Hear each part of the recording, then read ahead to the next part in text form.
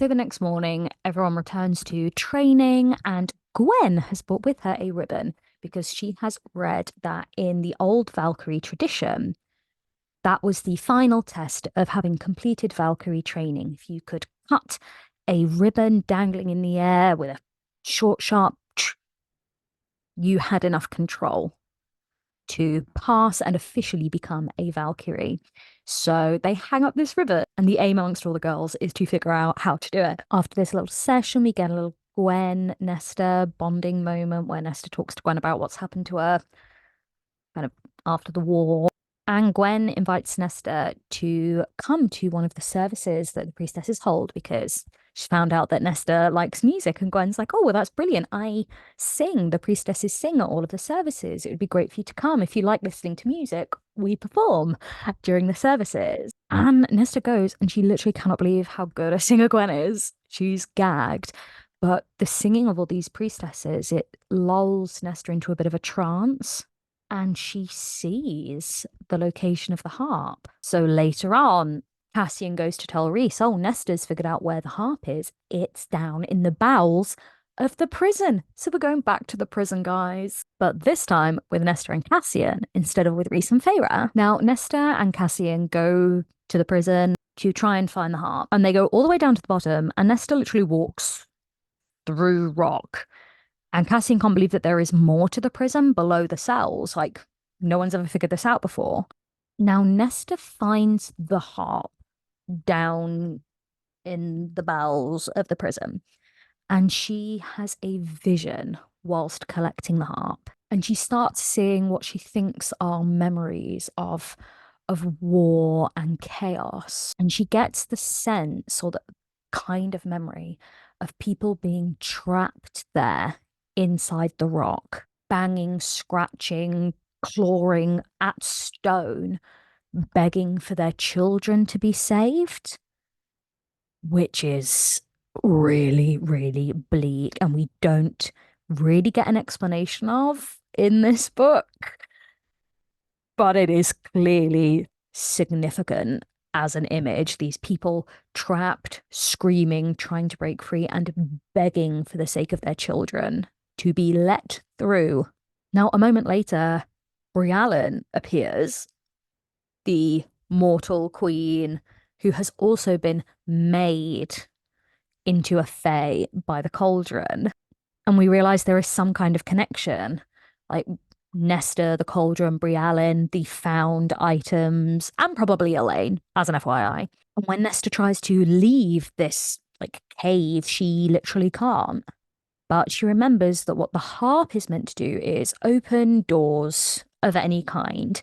And so as she's holding it, she feels drawn to one of the strings, plucks it, and manages to break the wards and get out. Once Cassian and Nesta get out into like the general cell area of the prison, they realize that Lanthis, one of the prisoners, is out of his cell.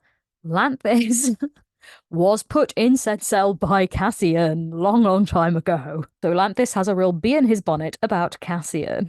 So they start fighting Lanthis, who attacks them. And Cassian says, Nesta, just get out. I'll fight him. I fought him before. You get away. You get to safety with the harp. But as she runs away, she starts thinking, maybe I can use the harp to help Cassian. And in that moment, a ton of Autumn Court soldiers come at her. 10 of them are all coming down the stairs to attack her. So she plucks a string on the harp and it pulls her back to Cassian. Now Lanthis starts trying to win over Nesta because she pulls out her sword. Reese has given it back to her along with the other blades she'd made, and she's called this one Ataraxia. And when he sees the sword and realizes who Nesta is and what she is capable of, he starts trying to woo her and starts talking of a time before the Fae ruled Prythian and that he would make her a queen. Very much of the Wild Hunt kind of concept you hear of in other mythologies. But this would involve the subjugation of the Fae and humanity. And it's a little glimpse of some older, bigger concepts at play within Prythian. But Nesta's like, no, thank you. So she takes her new magic sword and shish kebabs him. Homegirl's not playing around. And she gets down to Cassian, who is really badly wounded, and plucks one of the strings on the harp, and it takes them to Feyre and Rhysand. Now, as Rhysand and Feyre are helping Cass and healing him, they talk to Cassian and Nesta about what's just happened with Lanthus and what the Wild Hunt used to be in Prithium. Nesta lets slip, oh, he showed me what life would be like as his queen with us ruling the world. And everyone's like, Nesta, what the hell? She also mentions that she briefly saw Briallyn when she was down in the cave getting the harp. And they admit that those autumn soldiers must have been sent there as part of Briallyn's doing. If Briallyn realized that's where the harp was and where Nesta was, she probably sent those soldiers to try and attack Nesta and get that element of the dead trove for herself. And they realized she probably wouldn't have acted so quickly if she didn't have the crown. That must be how she is controlling everybody. Briallyn has one element of the dead trove, while Nesta now has two, because the crown gave you like mind control, remember? Rhys then comes up with the idea of reminding Eris of how they are very dependent on each other, their commitment to each other. So Rhys asks Nesta for her help in getting Eris on side, and he says, oh, I have heard you are an incredibly good dancer. If we host a party over at the Court of Nightmares, would you be willing to dance with Eris and kind of woo him to our side and make him a firmer ally? Which Nesta agrees to, because all of Nesta's training in life was for purposes just like that. Unlike wild child Feyre, Nesta is a partially honed weapon of manipulation and court politics and intrigue.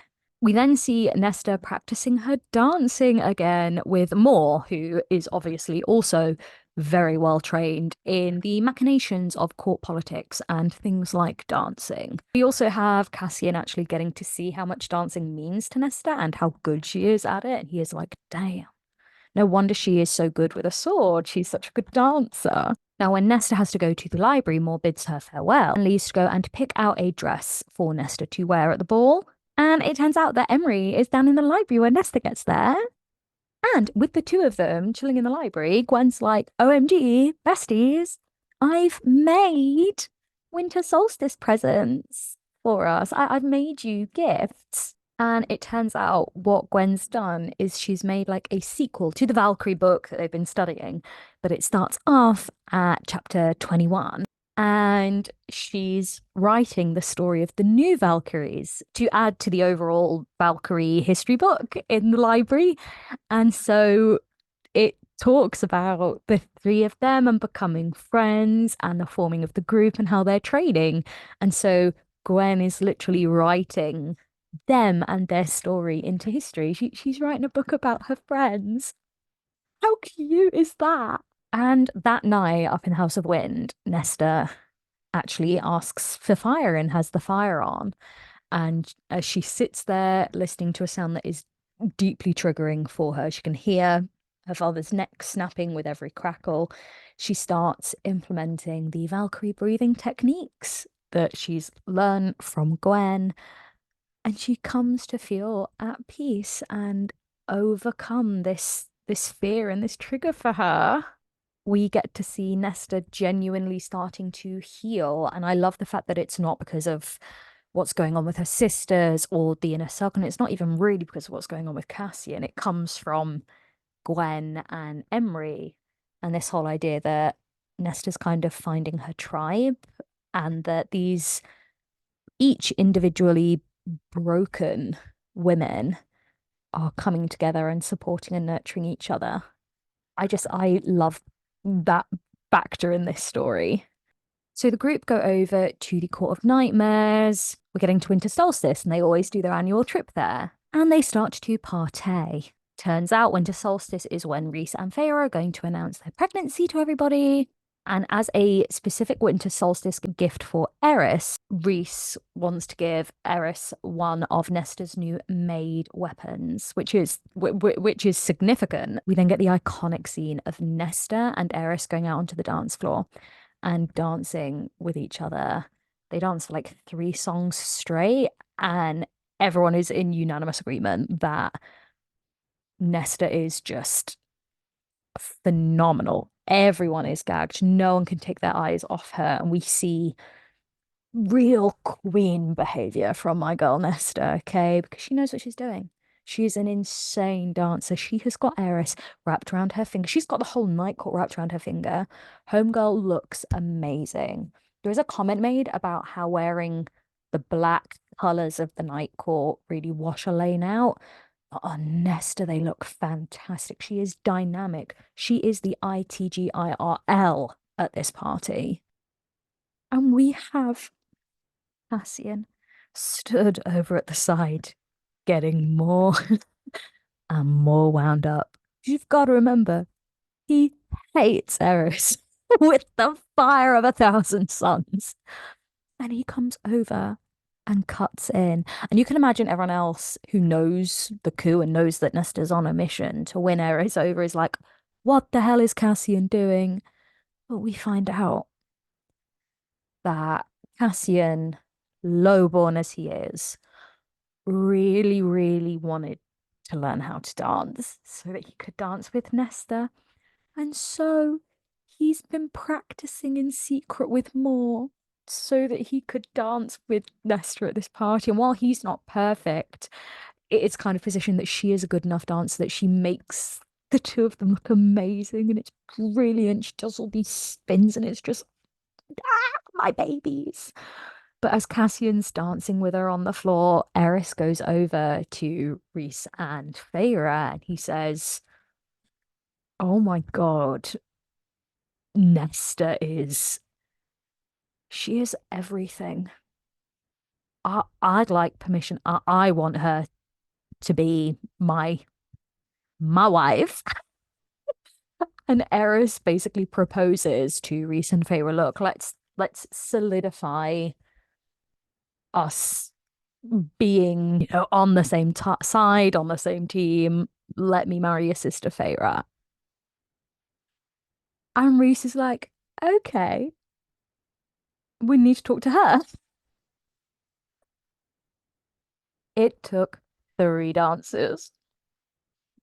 She's got it. She's got it. That face card on point. We then get everyone arriving at the river house to celebrate solstice together, and Nesta is a part of the celebrations this time. She and Elaine have their first conversation since the fight, but they get through it. And they all have quite a nice winter solstice together. We also get to find out Cassian really regrets throwing Nesta's present from last winter solstice into the river, as he should do.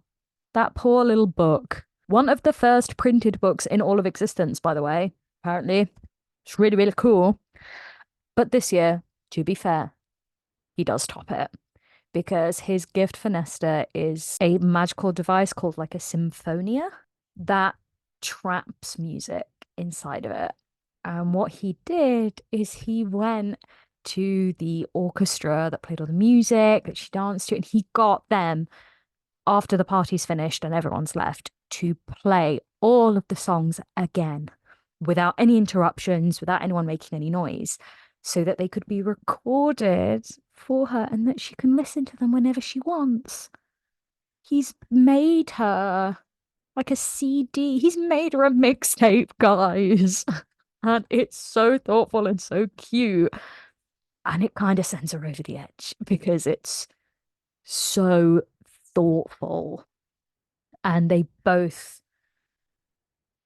have a really tough discussion about how he's very frightened of not being good enough for Nesta. He has just seen her with Eris and they're arguing and these insecurities come to the front and Nesta has to reply with, are you ridiculous?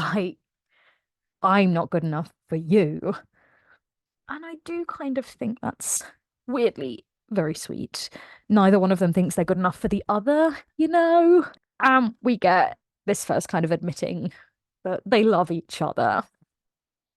My babies. Now, the next morning is actual winter solstice day, so Cassian's going to go off and do his snowball fighting with the guys. And he lets Nesta know that straight after that, he's got to go around and, check out the Illyrians, make sure they're all doing okay. So, seeing as Cassian is away, Nesta decides to invite Emery and Gwen around for a sleepover. And it is, I kid you not, one of the cutest things you've ever read in your life. Because they're all staying in the House of Wind, and Nesta shows the girls that the house is sentient. And it's just so cute because they all kind of just revert to being like little girls and they're all happy together and they're like they're drinking. Because it won't give Nesta boost, it won't give the girls. And so they are drinking and they're like, wait, we can ask for anything. This is insane. And I think we cut to a point when Gwen's like inside a random bathtub that they've summoned and it's all full of gems and jewels. And they're all giggling away. And you get the sense that the house is really happy as well. And they're all just like giggling and they're getting giddy. They're like giddy, giggly, happy, happy. And Gwen admits that she's started making friendship bracelets for them. It's so cute. I die. And they've got all these friendship bracelets for each other. And Esther's like, well, hold on. Let's just like hold them. And she's got them in her hand. And let me read you it verbatim, what it is she hopes for. She makes like a wish. And she wishes for the three of them to have the courage to go out into the world when they're ready, but to always find their way back to each other, no matter what.